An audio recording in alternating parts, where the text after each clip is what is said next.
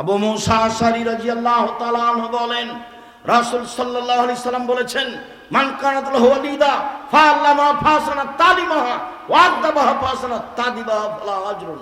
কেউ যদি কাজের মেয়েকে বিদ্যা শিখিয়ে দেয়, শিষ্টাচার শিখিয়ে দেয়, কাজের মেয়েকে বিদ্যা শিখিয়ে দেয়, শিষ্টাচার শিখিয়ে দেয়, তারপরে তার বিবাহ শাদী দিয়ে দেয়, তাহলে সে ডবল নেকি পাবে কাজের মেয়েকে।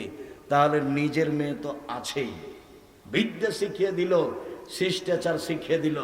তিনি বলেন, পৃথিবীর মানুষ শুনে রেখো, ওই পিতা আমার সাথে জান্নাতে এভাবে থাকবে। পৃথিবীর মানুষ শুনে রেখো, ওই পিতা জান্নাতে আমার সাথে এভাবে থাকবে। তর্জনীর মধ্যমা যেভাবে জমা হয়ে আছে সেইভাবে থাকবে ওই পিতার আমি জান্নাতে। কোন পিতা?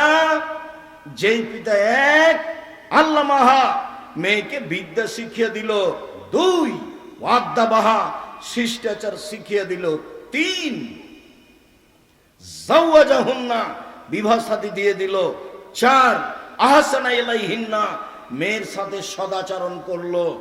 সেই পিতার আমি জান্নাতে এইভাবে থাকবো।